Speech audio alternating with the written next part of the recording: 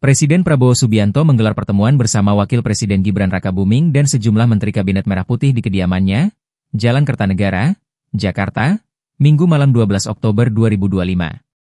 Menteri Sekretaris Negara Prasetyo Hadi mengatakan, pembahasan utama dalam pertemuan tersebut mencakup stabilitas sistem keuangan nasional dan kebijakan pengelolaan devisa hasil ekspor DHE yang telah diatur melalui peraturan pemerintah.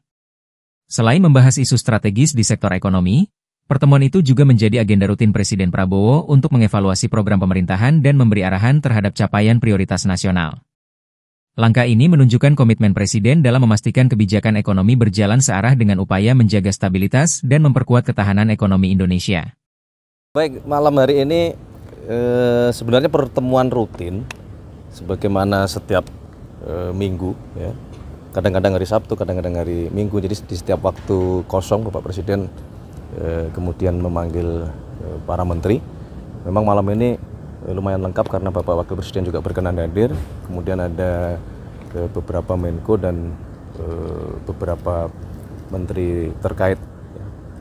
Pertama, beliau seperti biasa mengupdate segala program yang sudah dikerjakan oleh pemerintah. Tetapi memang terus terang malam hari ini tadi ada beberapa hal yang dibahas secara khusus, salah satunya mengenai sistem keuangan dan sistem perbankan kita, termasuk tadi membahas mengenai hasil dari peraturan pemerintah yang kita keluarkan berkenaan dengan masalah devisa hasil ekspor, salah satunya.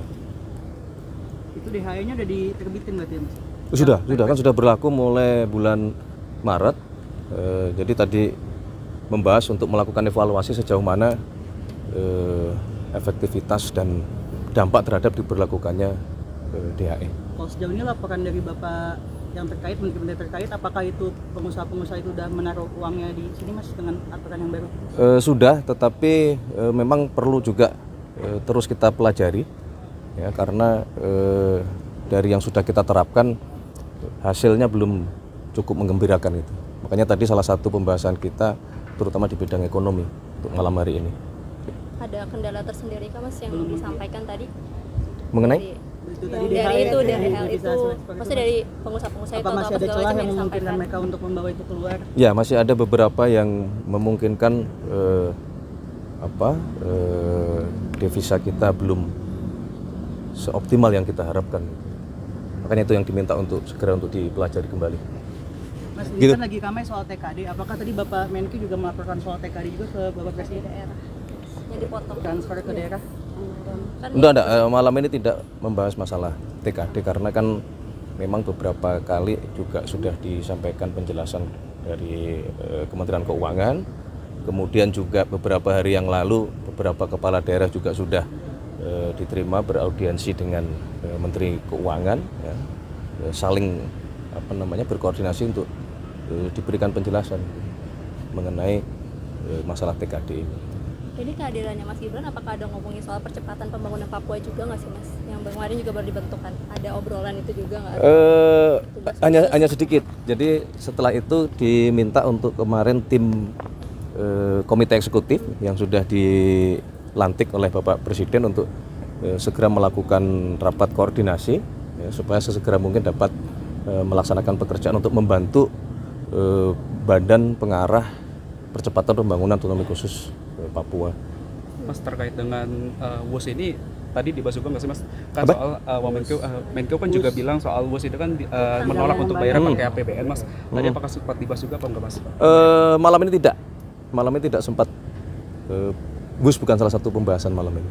Tapi beberapa waktu yang lalu juga sudah dibicarakan untuk diminta mencari skema supaya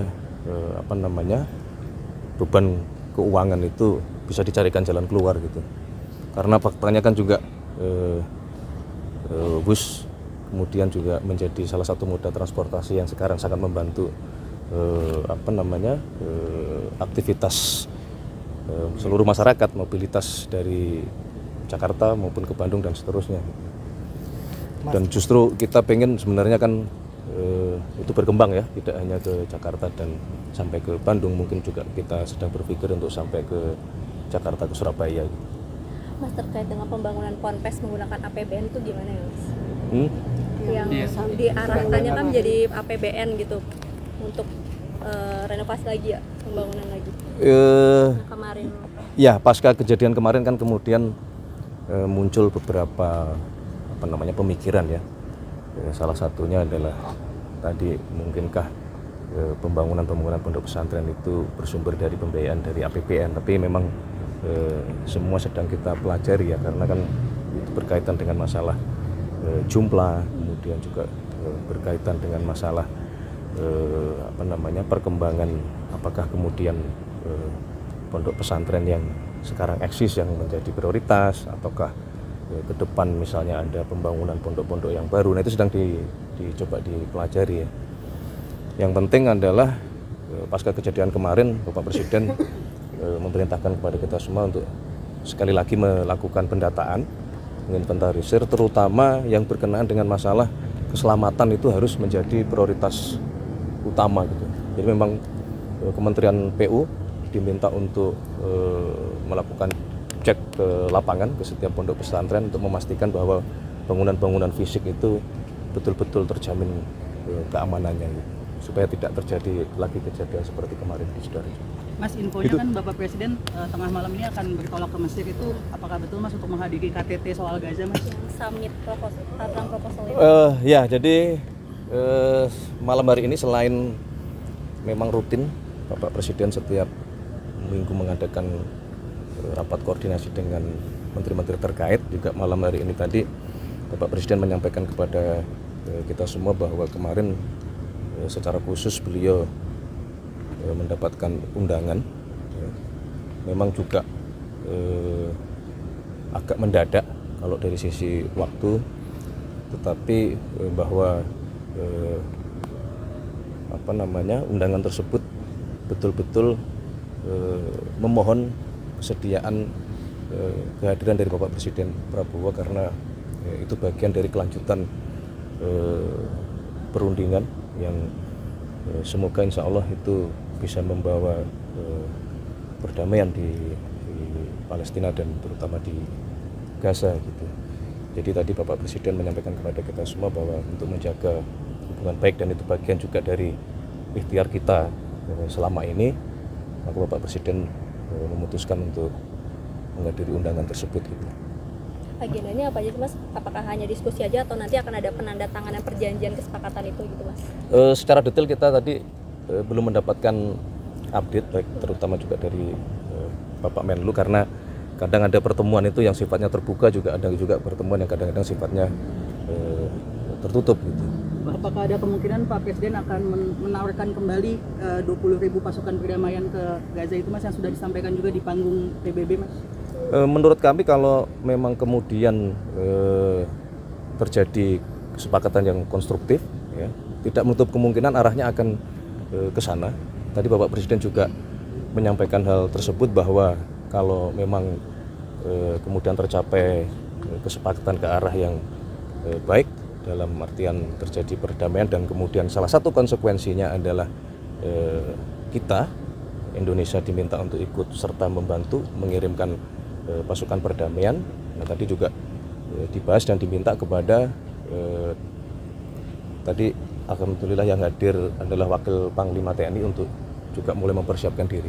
Manakala dibutuhkan kita sudah siap. Mas, soal pergantian Kepala Badan Pangan Nasional itu pertimbangannya apa Mas? Ya, jadi begini. Yang pertama, bahwa sebenarnya fungsi dari tugas Badan Pangan itu kan dulu memang ada di Kementerian Pertanian gitu, dan karena Mas Arief sedang ingin kita tugaskan di tempat yang lain, maka kemudian fungsi itu langsung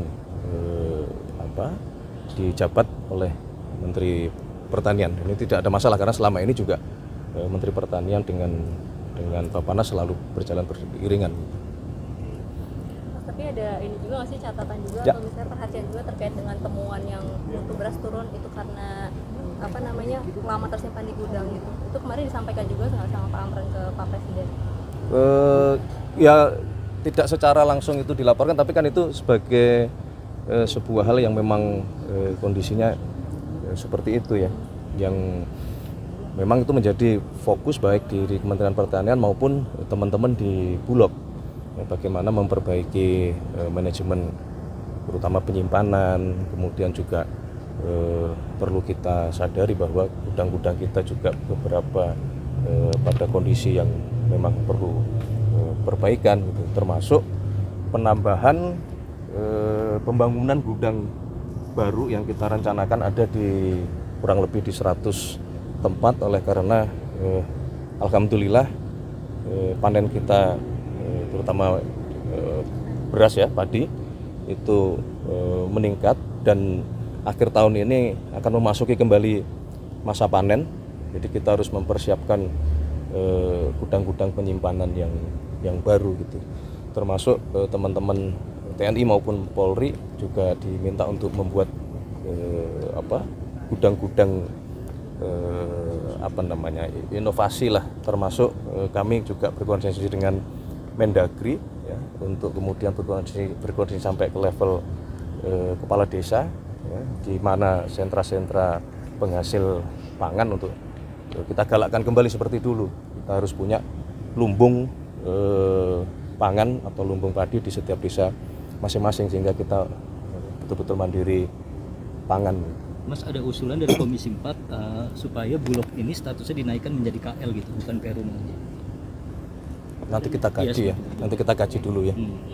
Yang pasti adalah Bulog terus kita perbaiki dan alhamdulillah kan kemarin dalam sejarah salah satu pencapaian yang tertinggi serapan dari Bulog, dan minggu lalu juga sudah diputuskan bahwa Bulog diberi tambahan pendanaan supaya mengantisipasi kalau produksi kita melimpah baik beras maupun jagung, supaya itu juga bisa diserap oleh Bulog. Intinya adalah kita betul-betul mari semua kita kerja keras untuk memastikan yang paling utama adalah pangan dulu. Ya, kalau pangan kita aman, perut aman, selebihnya insya Allah aman. Soal bola Mas. Aduh. Evaluasi dari Bapak Tadi malam mainnya luar biasa bagus sebenarnya, tapi memang mungkin nasib belum berpihak. Kita coba lagi ya. Evaluasi dari Bapak Presiden. Kita evaluasi, kita perbaiki lagi, jangan patah semangat, terus jangan pernah lelah untuk mencintai timnas Indonesia kita. Terima kasih semuanya.